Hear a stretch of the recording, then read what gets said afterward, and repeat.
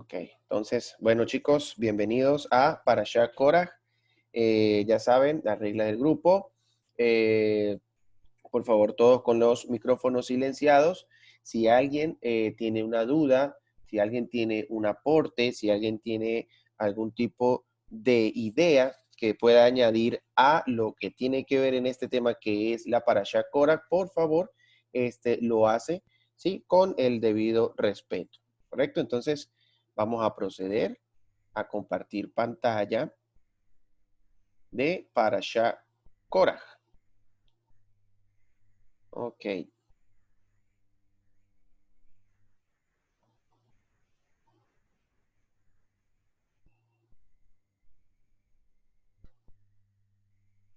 Parashat Korah. Vamos a ocultar aquí el panel de video, ¿sí? Para que se aprecie de mejor forma la información.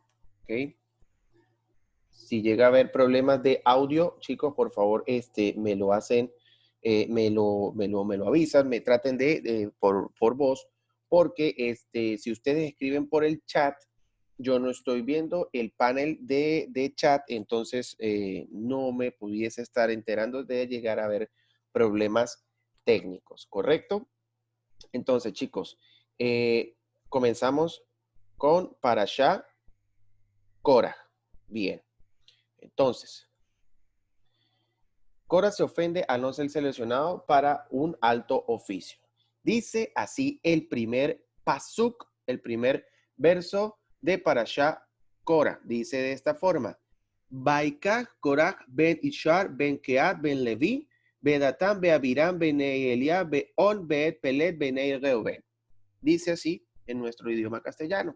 Y se desligaron de la congregación Korah, hijo de Itzar, hijo de Keat, hijo de Leví, y Datán y Abiram. Recordemos que Datán y Abiram eran un par de personajes que venían desde Egipto, desde Misraim, y ellos eran un par de conspiradores, ¿sí? A pesar de que ellos salieron con el pueblo de Israel, ellos siempre tenían el deseo de regresar a Egipto. Ajá, dice aquí, hijos de Aliab y On, hijos de Pelet, los cuales eran de la tribu de Reuben o Rubén.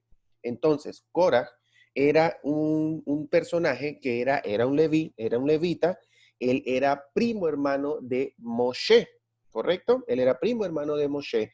Y se suscita un problema a partir de el tema de los espías, que todo eso tiene que ver, y esta clase vamos a explicar qué fue lo que sucedió.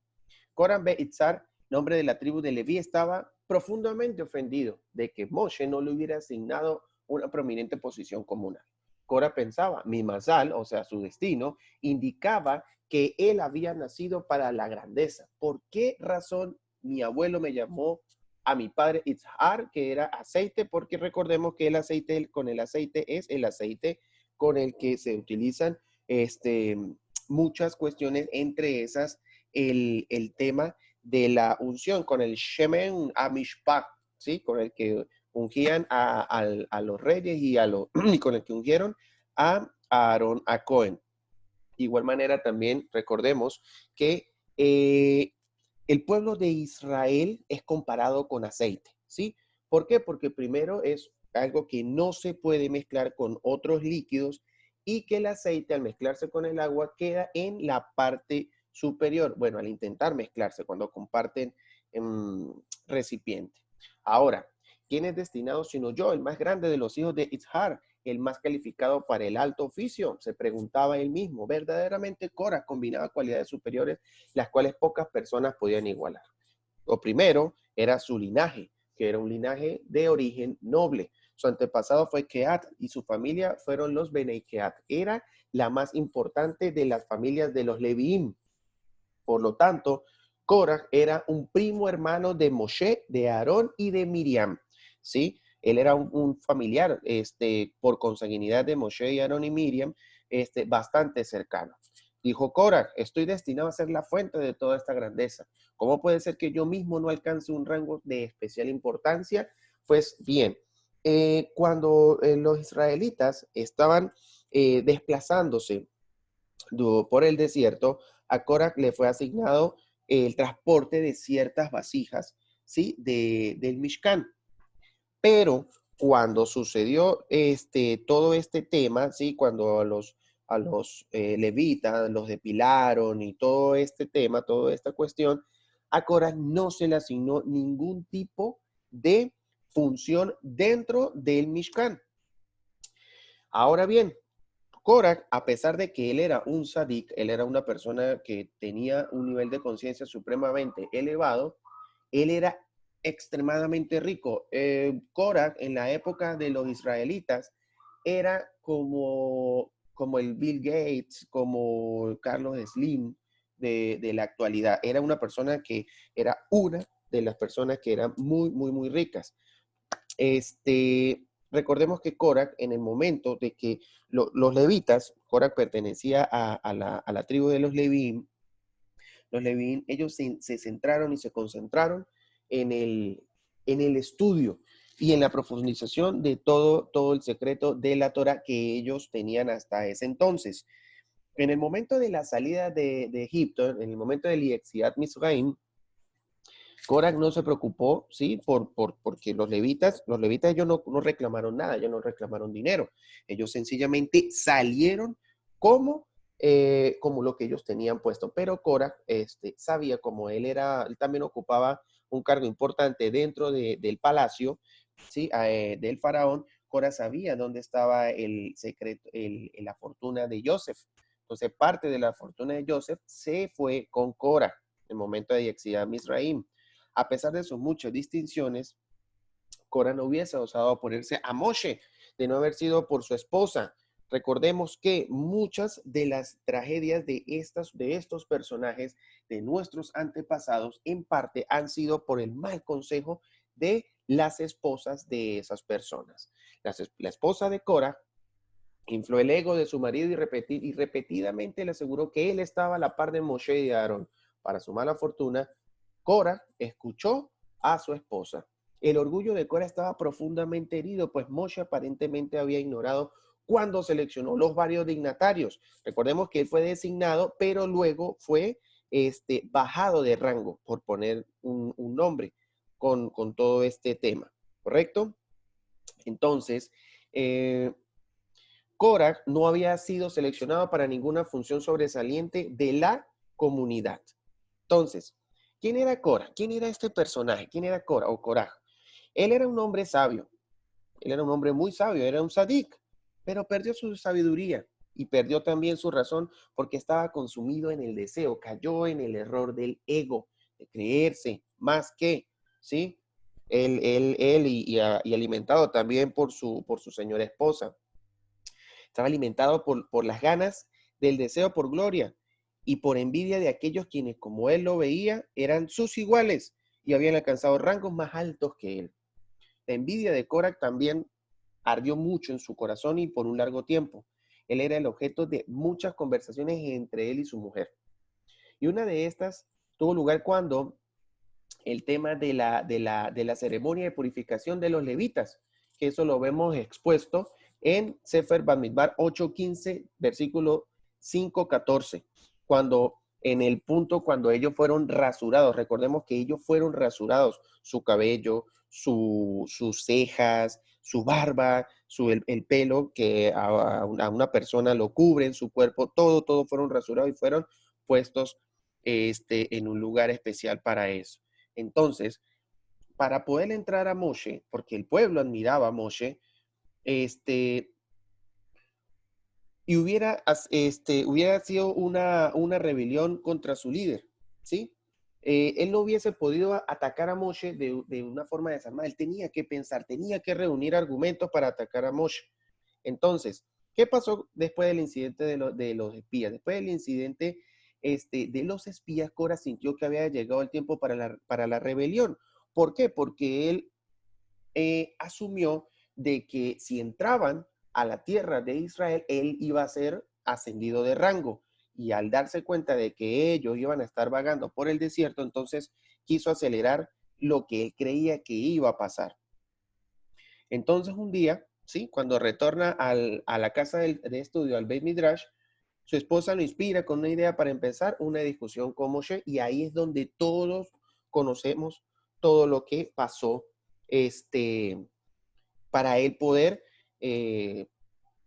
tratar de conseguir más y más y más seguidores a su rebelión, porque eso puede ser también dicho en palabras actuales, un intento de golpe de Estado. Cora sabía que no tenía esperanza de éxito si fuera sabido que aspiraba a obtener una posición para sí mismo. Comenzó a agitar el pueblo con arengas, diciéndole cosas, confundiéndolo, ¿sí? A que dándole la sensación de aparente razón, ¿sí? Por ejemplo, comenzó con el tema de los reubenitas, de la tribu de Rubén, esas personas, esos muchachos que ellos, pues en un principio estaban destinados a ofrecer a Abodá, a ofrecer el servicio, el trabajo dentro del Mishkan y que pues por el tema del pecado del becerro de oro, pues ellos fueron censurados de esa labor.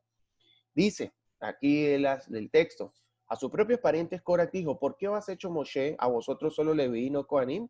Él los designó meramente como asistentes para su hermano Aarón y sus hijos. Coraj, dentro de su deseo y dentro de su envidia y su molestia, empezó a ser atrevido al él, primero, empezar como a tratar de ignorar de cierta manera la Torá, y segundo, como que empezó a pensar de que todos estos alajot, después de la entrega de las tablas de la ley, eran meramente imaginación de Moshe. Cora comienza a despotricar a Moshe frente a sus vecinos. A fin de asegurarse seguidores, invita e incita al pueblo a un pródigo banquete. Eso primero es como que quería enamorarlos, quería como encantarlos, ¿sí? Entonces, como él tenía mucho dinero, pues él pudo comprar mucho vino, comida y bueno, todo, y también accesorios de lujo.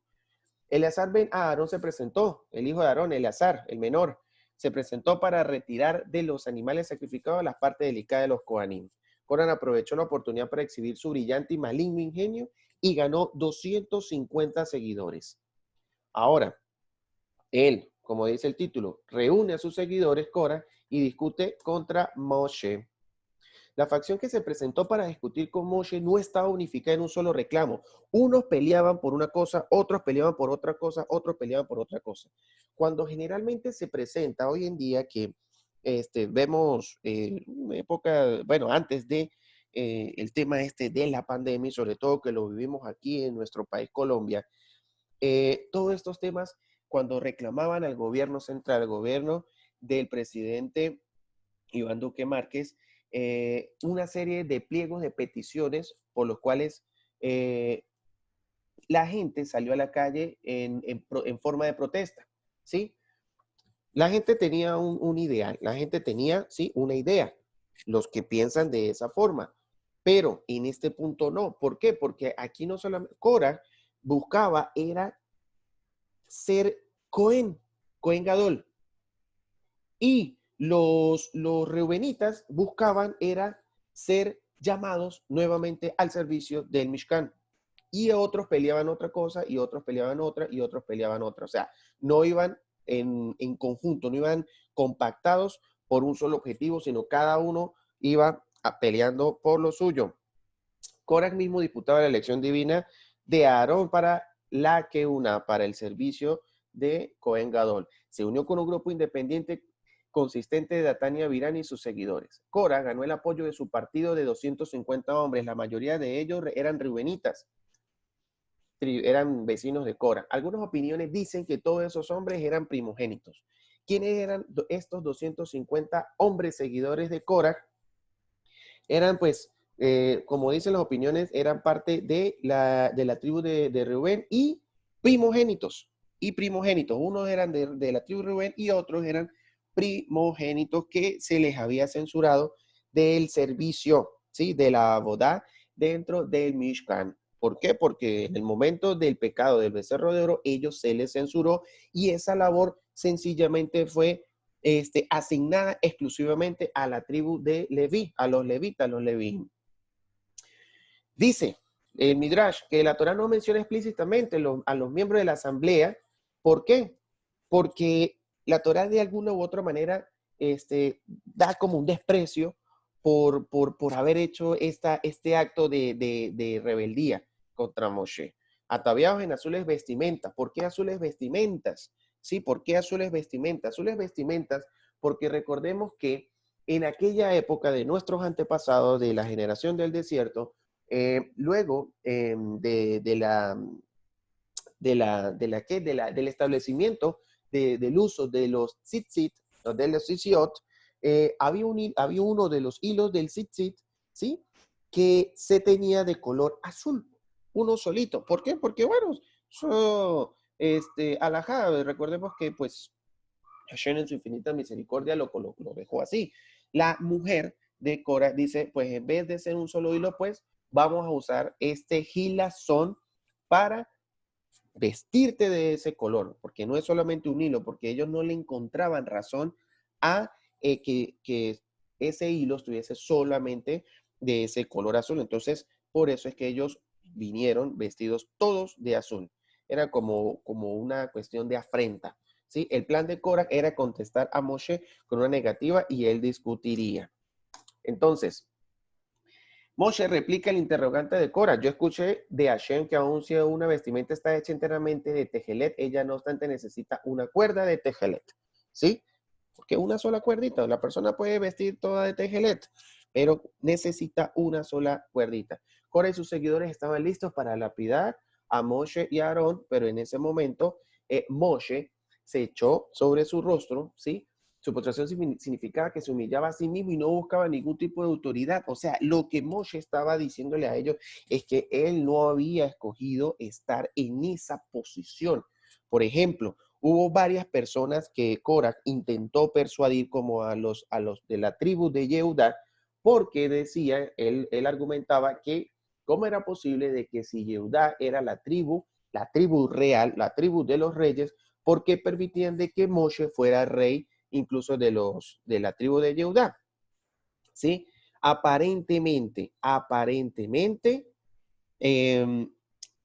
pudiese, ¿sí? Tener razón hasta cierto punto, solamente que en ese momento no era todavía sabio ni conveniente que todavía ninguno de la tribu de Yehuda fuera rey. El rey, pues en ese momento era Moshe. Mientras que hacía Aarón al momento de la discusión, él siempre permaneció en silencio. Aarón siempre permaneció en silencio a pesar de que ellos no tenían la razón. Él era una persona que siempre buscaba la paz. Korah, al escuchar estas palabras, asumió ciertamente que él sobreviviría, dado que estaba destinado a perdurar, puesto que él sería progenitor de grandes descendientes. ¿Cuáles palabras? Pues Moshe, con la intención de que estos agitadores hicieran Teshuvah, Moshe le dice, listo, mañana pueden venir a ofrecer Ketoret aquí al Mishkan y si entonces el servicio es aceptado por Hashem, entonces ustedes son los que van a continuar el servicio de aquí en adelante. ¿Por qué? Porque Moshe sabía que podían haber dos vertientes. Una de que ellos al otro día no se presentaran porque ellos se les pudo haber bajado la emoción, tal, que se sintieron agitados. Y otra era que ellos pudiesen morir. ¿Por qué? Porque una labor asignada solo y exclusivamente a la tribu de Leví no puede ser sustituida por ningún judío, así sea el mismo rey David. Y eso lo sabía Moshe. Los 250 hombres estaban deseosos por realizar el servicio que estaban dispuestos hasta incluso arriesgar sus vidas. Datán y Abirán, los conspiradores, no estaban interesados en el discurso de Moshe y ellos abandonaron la reunión. Moshe intentaba persuadir a Korah y a sus seguidores con suaves palabras, esperando así disuadir su discusión y que ellos entraran en Teshuvah. Cuando Korah analiza las palabras de Moshe y los argumentos, pensaba que Moshe era un hombre sabio y si seguía argumentando, él lo iba a refutar con sabias palabras. ¿Por qué? Porque pues sobre Moshe descansaba toda la sabiduría de la Torah. Korah pensó que si seguía discutiendo con Moshe, entonces él los iba a desarmar, los iba como a ablandar a este grupo de personas, de este grupo de hombres. Entonces, Como Moshe vio que Korah no pudo ser influido, por consiguiente envió mensajeros a Datán y a Abiram de que ellos fueran, se presentaran y hablaran con Korah para tratar de disuadirlo de todo este tipo de eventos que pudiesen haberse evitado. Moshe entonces estaba profundamente apenado por la reacción de Datán y Abiram ante su mensaje, porque ellos dijeron, a mí no me interesa ni voy a hacer, dijo Datán, le dijo a los mensajeros de Moshe, a mí no me interesa ni voy a hacer lo que diga el Ben Amram. Ellos se referían a Moshe de esa forma. El Ben Amram, el hijo de Amram, porque así era el nombre del padre de Moshe. Entonces, volviendo a Hashem, él ora, Hashem, yo te ruego a ti, no los trates a ellos de acuerdo con tu cualidad de misericordia, sino con rigor. Aquí nos explica la Torah que es primera vez que Moshe no pide por misericordia, sino que pide castigo. ¿Sí? Pide castigo para estas personas. Moshe finaliza repitiendo a Korah, vos y vuestros 250 seguidores podéis venir mañana a la entrada de Mishkan y cada uno sosteniendo un recipiente lleno de Ketoret. Entonces, si el Todopoderoso acepta el Ketoret de ustedes, entonces eso significa que a ustedes los ha aceptado con el tema de la Avodá. El castigo de Korah, Datán y Abiram y los 250 hombres, 250 personas. Aquella noche Korah fue de tribu en tribu hablando en contra de Moshe a fin de ganar más partidarios. ¿Sí? Korah tuvo un argumento apropiado para cada tribu. Por ejemplo, él elevó a la tribu de Yehudá recordando a sus miembros. Vuestro antepasado Jacob profetizó que vuestra tribu es la tribu real, lo que yo le expliqué a ustedes hace rato.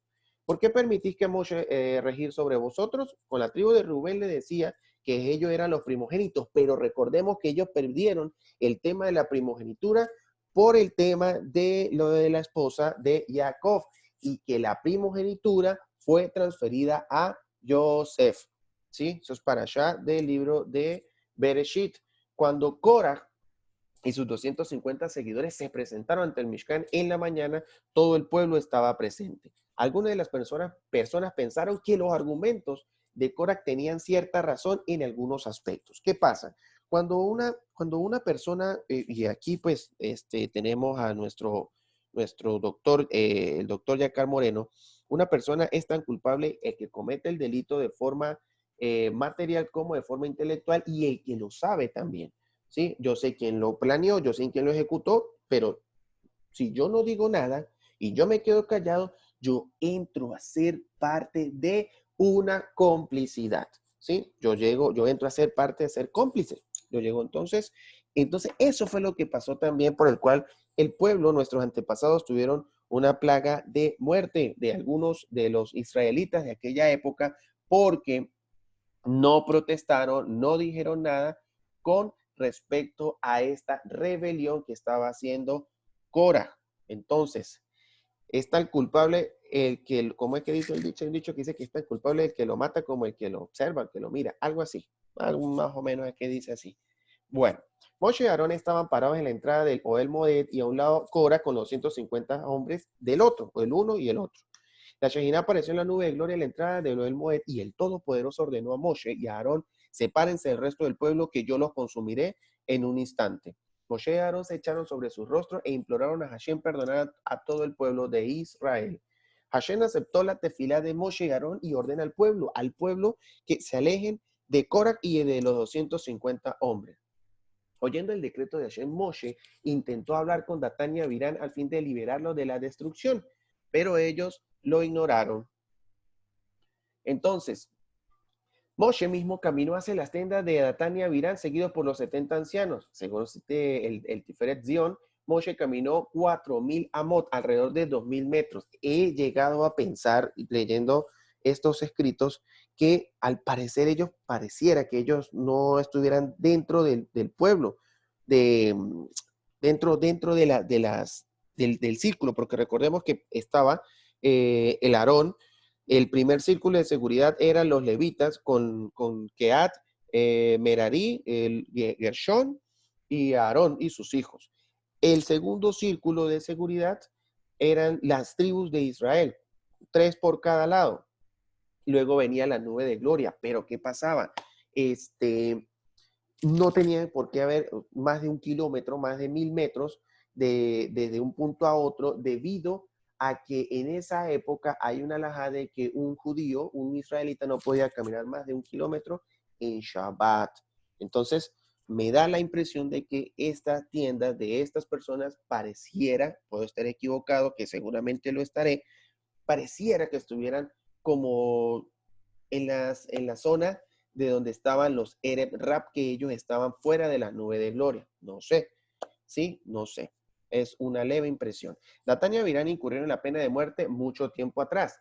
En Egipto fueron informantes al faraón cuando el tema de la muerte de aquel de aquel egipcio que Moshe le dio muerte cuando estaba golpeando a, no recuerdo si era Datán o Abiram, ¿sí? Ese egipcio que estaba golpeando creo que era a Datán, porque ese egipcio cohabitaba con la esposa de Datán o Abiram, uno de los dos que no recuerdo, el cual era esta muchacha de nombre Shulamit, ¿sí? Entonces, este egipcio dio por embarazo a esta muchacha y él quería matar a esta persona para él no verse envuelto en un tema legal.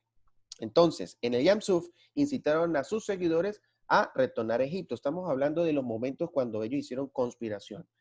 Ellos salieron fuera para recolectar el man de Shabbat. O sea, en Shabbat ellos recolectaban el man y eso está prohibido. Estaba prohibido recolectar el man o el maná, como le dicen ciertas personas. Ahora habían transgredido la palabra de Hashem. Ellos son descarados e instigan contiendas. Cuando Datán y Abirán vieron que los israelitas retrocedieron de sus tiendas, salieron a las entradas para lanzarle a Moshe maldiciones y blasfemias. ¿Cómo es eso? Sencillo. Cuando el decreto de Hashem es ya ejecutado, Moshe le dice a los israelitas que estaban cerca de las tiendas de estas personas que se alejaran porque en ese momento la tierra se iba a abrir y se los iba a tragar literalmente. Y todo lo que estuviera cerca también se lo iba a llevar. Entonces, cuando ellos vieron que los israelitas se estaban alejando de donde ellos estaban, empezaron a proferir este tipo de blasfemias contra Moshe. Ahora Moshe implora al Todopoderoso castigar a Cora con una inmediata e inusual muerte.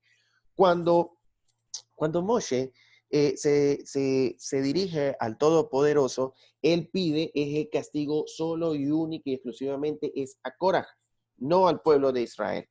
Pues no al pueblo entero, sino a las personas que estaban animando la rebelión. Al preciso momento que Moshe terminó su tefilá, Hashem cumple su pedido. La tierra se partió ensanchándose gradualmente donde las tiendas de Cora, Datán y Abirán estaban de pie. Con una poderosa succión los arrastró a ellos y sus familias hacia abajo, junto con sus tiendas y todas sus posesiones. Ningún rastro de Reshaim, de malvados, quedó. ¿Por qué Moshe pidió que Cora, Datán y Abirán fueran enviados al Gehinom con vida? ¿Por qué fue que ellos fueron pedidos ser enviados al Gehinom con vida? La pregunta. El Gehinom tiene 7 compartimientos, el más bajo de los cuales es llamado el Sheol. De igual manera, cuando alguien dice, cuando nosotros estudiábamos la Parashá Bereshit, Ir, ajá, qué pena interrumpirlo. Geinom es lo que nosotros conoceríamos o lo que se conoce como infierno sí, o estoy infierno. mal. Ok, gracias. Sí, es el infierno, es el infierno. Y el infierno tiene también 7, así como el cielo tiene niveles, ¿sí? Dicen que Hashem, cuando fue la creación de Adán y cuando Adán pecó, entonces lo envió al séptimo cielo. Luego vino con el pecado de Caín, lo envió al sexto cielo y así con cada transgresión fuimos alejando a Hashem. Sí, Hashem se encuentra, bueno, no me acuerdo si el orden ascendente, si es en el séptimo, se arranca en el séptimo cielo, que es el primero, o si el primero es el primero, no estoy seguro. No sé si es del primero al séptimo en el cielo y del nivel más bajo de maldad de castigo del Gehinom es el primero y el más alto es el séptimo. No estoy seguro, muchachos. Pero aquí dice que es el último, ¿sí? Por lo tanto, es el Sheol. Entonces, todos los meses, escuchen esto, bien interesante, todos los meses, cada 30 días, Korah y sus seguidores reconocen la severidad de su crimen más profundamente, pero son regresados al Gehinom para lograr aún una más profunda claridad de comprensión. ¿Qué significa esto? que ellos, donde ellos fueron tragados, ellos cada 30 meses, perdón, cada 30 días, ellos salen y vuelven y son tragados. Dice el Midrash, que en el momento que ellos fueron tragados, ellos se escuchaban las voces de todos ellos clamando por piedad y reconociendo a Moshe como rey, ¿sí? Y como líder del pueblo de Israel. Hay unos pasukim del libro de Shmuel, del profeta Shmuel, donde dice que Haná, la madre del profeta Shmuel, rogó a Hashem por el alma de Korah, ¿sí? Para que no fuera condenada al infierno. Entonces, Hashem aceptó su tefilá. ¿Por qué Haná intervino por el alma de Korah? Porque el profeta Shmuel es descendiente de Korah, ¿sí? Entonces, el castigo de Korah es cada 30 días salir en ese punto donde fue tragado y vuelve otra vez a descender. ¿Hasta cuándo durará este ciclo de que él salga y vuelve y salga y se lo trague la tierra? Hasta la época del Tejiat Ameitim, que es el día de la resurrección de los muertos, o específicamente en la época mesiánica, ¿correcto?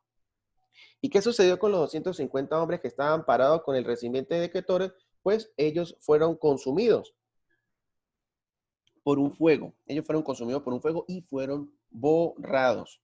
Ellos fueron borrados por el pecado. Dice aún mahloket. Mahloket puede traducirse como una discusión, ¿sí? A veces los rabinos utilizan esa palabra por decir, bueno, vamos a estudiar esta alajá. Esta alajá, según la costumbre sefaradí, es así. Según la costumbre askenazim, es así. Y no sabemos cuál es un mahloket. O sea, es una discusión. Puede que ambas costumbres tengan razón o puede que una tenga más razón que otra. No se sabe a ciencia cierta, ¿sí? Si es una opinión u otra opinión.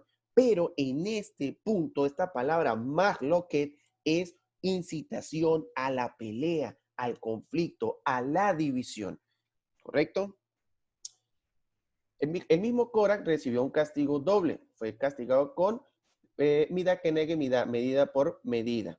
Los 250 hombres vieron cómo el cuerpo de Korah se volvía una bola de fuego y luego rodaba hacia la abertura de la tierra y desaparecía adentro. Nadie podía negar lo que habían visto, pues la tierra actuó como un ser viviente. Después de que la hendedura fue sellada, el pueblo seguía huyendo, corriendo hacia todas partes. ¿Por qué? Porque ellos escuchaban debajo de la tierra a los pecadores clamar, ayuda, Moshe Rabbeinu, sálvanos. La supervivencia de Aarón y la incineración de estas personas probaron de que Aarón a Cohen fue escogido para el servicio, para el sacerdocio. Y el milagro de la tierra tragándose a Cora, a Datán y a Abirán y a sus casas manifestaba la verdad del nombramiento de Moshe. Aquellos que fueron salvados de la destrucción. ¿Quiénes fueron salvados de la destrucción? Veremos. Vamos a ver en lo siguiente. Los hijos de Cora. Cuando Cora fue atraído dentro del abismo, sus tres hijos, Asir, Elcaná y Abiasaf, también rodaron hacia abajo. Estos muchachos, en un momento cuando Moshe se presentó en la tienda de Cora, ellos cumplieron una alajá que dice que cuando llega un rabino, cuando llega una persona importante en Torah, uno por respeto debe ponerse de pie. Pero ¿qué pasó en ese momento cuando Korah vio a Moshe? Korah no se puso de pie. ¿Qué puede pensar el hijo? Si mi padre no se pone de pie, yo tampoco debería ponerme de pie porque yo debo honrar a mi padre. Pues bien, estos muchachos obviaron esa misma, ¿sí? De honrar a padre y madre y se pararon frente a su maestro, que en ese momento era Moshe. ¿En qué mérito ellos sobrevivieron? En sus corazones los hijos de Korah eran conscientes de la verdad. Cuando Moshe llega a la tienda de Korah, se levantaron en honor a Moshe, lo que acabo de explicar. Cuando la destrucción de Korah y sus seguidores comenzó, los hijos de Korah hicieron teshuvá en sus corazones. Ellos compusieron varios salmos, varios tehilim. Y uno de ellos es como cuando casi ellos fueron confinados al Geinom. Y dice así, mi vida se acerca al Sheol. Yo soy tenido en cuenta con aquellos que bajan al pozo. Tehilim 88, versículo 4, 5. Y esta persona, On, ¿quién es On? Era otro seguidor de Korah. Él no tenía nada que ver. O sea, independientemente si Korah era nombrado Cohen o no, esa persona iba a tener su mismo estatus social dentro del pueblo de Israel. Él no tenía nada que ver ahí, él sencillamente se metió como espectador. Entonces, cuando On regresó de la reunión del partido de Cora, relató a su esposa lo de la revuelta. A fin de rescatar a su marido del desastre, la esposa de On ideó un plan. ¿Cuál fue el plan? Cuando, cuando él le cuenta a ella obviamente es mujer, la mujer es como siempre dando la talla dentro del pueblo de Israel. Ella dijo, no, a este va a buscar una muerte segura. ¿Qué hizo? Ella llegó y colocó en una mezcla de una bebida, prácticamente lo embriagó, lo amarró en la cama y al siguiente día en la mañana ella y su hija, ellas se sentaron fuera de la tienda y se descubrieron su cabello. De manera que cuando estas personas fueron a buscar a On a su casa, cuando las veían a ellas dentro, perdón, ahí sentadas afuera sin su cobertura, ellos se iban. ¿Qué dice el Midrash con respecto a este tema? De que a pesar de que ellos estaban siendo incitadores, sí, que estaban agitando al pueblo, ellos eran grandes sadiquín porque siguieron respetando todo el tema del siniut, del recato. On fue perdonado. ¿Por qué? Porque la mujer, cuando el momento de que la tierra se lo estaba tragando, la mujer de On comenzó a hacer tefilá y la tefilá fue aceptada por Hashem. Cuando la mujer salva a su marido, a On, de una muerte segura, ella le lo reprende y le dice, ahora ve con Moshe para disculparte. Pero él no fue. Moshe fue hasta su casa y lo disculpó. 3 esposas causaron la muerte de sus maridos. Javá, Eva, porque ella persuadió a Adán de probar el fruto de Es-Adat, el árbol del conocimiento. Dalila o Delilá, quien extrajo a Shimshon o a Samson el secreto de su poder y después de ello lo envió a la muerte. La reina Jezebel, la esposa del rey Ahab, a realizar acciones malvadas que a él lo incitó a hacer cosas muy negativas apartadas de la Torá. Y otras esposas rescataron a sus maridos de la muerte, entre ellas On, esposa de On, y Mijal Bat Shaul, Mijal, la hija mayor del rey Saúl, quien ayudó a David a escapar de la trampa mortal que Saúl había tendido para el rey David. Nuestros sabios enseñan que un marido que sigue el consejo de su esposa en materias espirituales se causa a sí mismo caer en el Geinom. Sin embargo, en materias prácticas, un marido deberá escuchar el consejo de su esposa. Vamos a finalizar esta primera sesión y inmediatamente comenzamos la segunda sesión de esta parashá Cora, ¿correcto? Entonces, inmediatamente regresamos a esta sesión.